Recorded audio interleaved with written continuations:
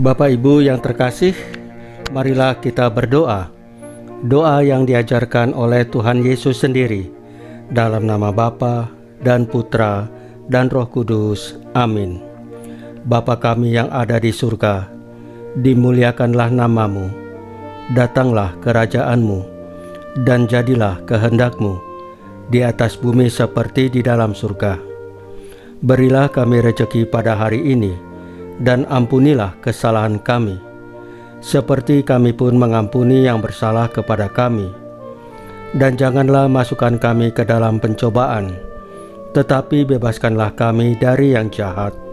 Ya Roh Kudus, hadirlah saat ini untuk memimpin dan membimbing kami dalam membaca firman Tuhan Yesus dan merenungkannya, sehingga kami dapat mengerti maknanya dan dapat kami laksanakan dalam hidup kami sehari-hari di tengah masyarakat kami.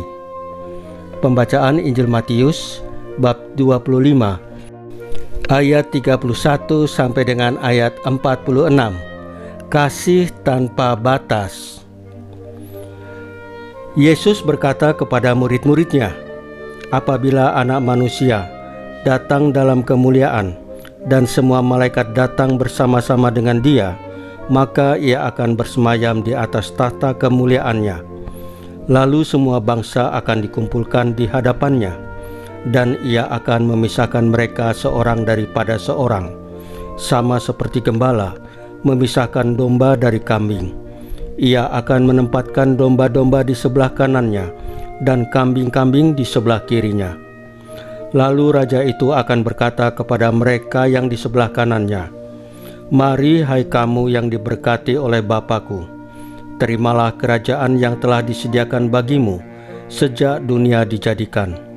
Sebab ketika aku lapar, kamu memberi aku makan. Ketika aku haus, kamu memberi aku minum. Ketika aku seorang asing, kamu memberi aku tumpangan. Ketika aku telanjang, kamu memberi aku pakaian. Ketika aku sakit, kamu melawat aku. Ketika aku di dalam penjara, kamu mengunjungi aku. Maka orang-orang benar itu akan bertanya kepadanya, Tuhan, bila manakah kami melihat Engkau lapar dan kami memberi Engkau makan, atau haus dan kami memberi Engkau minum? Bila manakah kami melihat Engkau sebagai orang asing dan kami memberi Engkau tumpangan, atau telanjang dan kami memberi Engkau pakaian?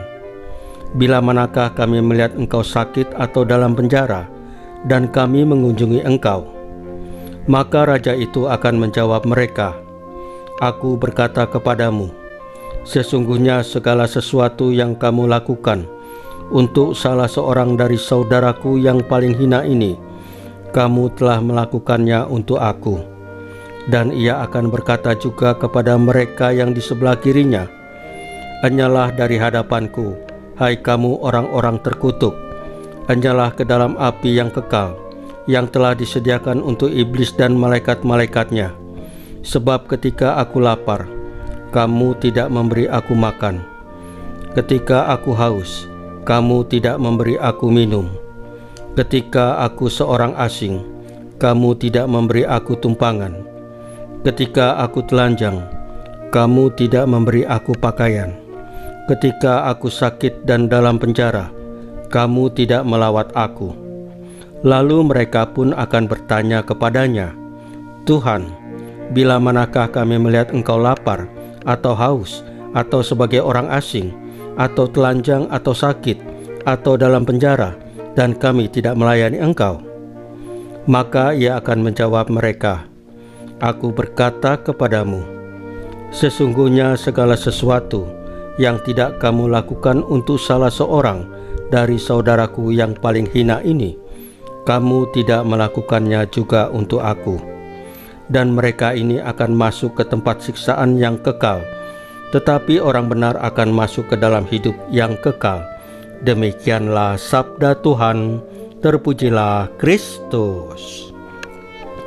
Bapak Ibu yang terkasih, dalam kehidupan sehari-hari, seringkali kita begitu sibuk dengan pekerjaan, dengan urusan keluarga, dan berbagai tanggung jawab, sampai kita lupa melihat siapa yang ada di sekitar kita.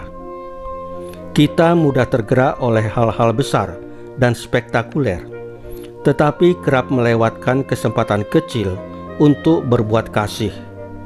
Padahal justru di sanalah kualitas iman kita diuji dan dimurnikan. Dalam Injil Matius hari ini, Tuhan Yesus berfirman bahwa apa yang tidak kita lakukan untuk yang paling hina, itu juga tidak kita lakukan untuknya. Firman ini sangat tegas dan menggugah.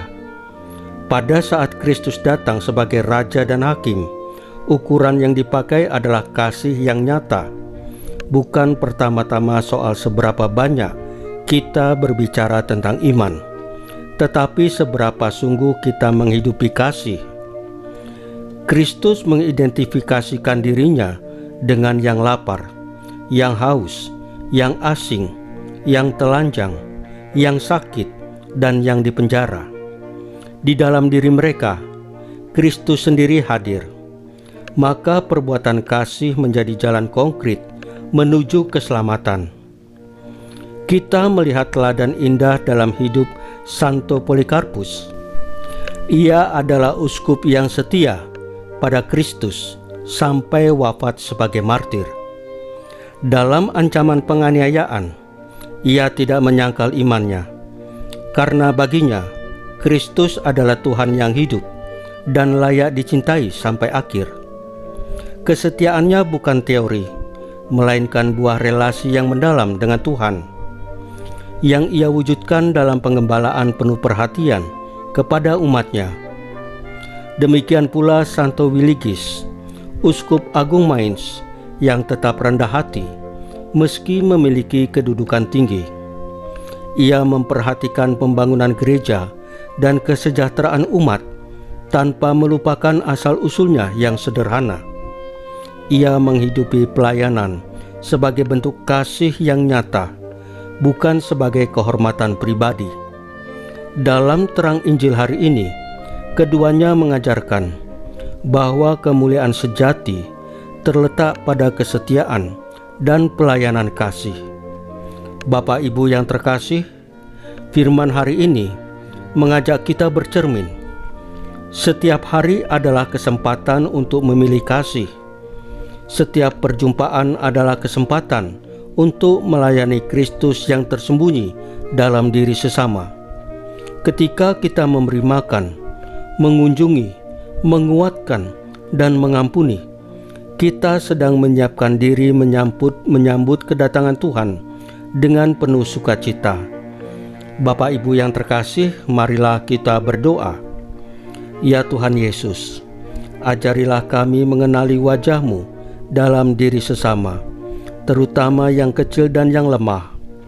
Lembutkanlah hati kami agar tidak menutup mata terhadap penderitaan di sekitar kami.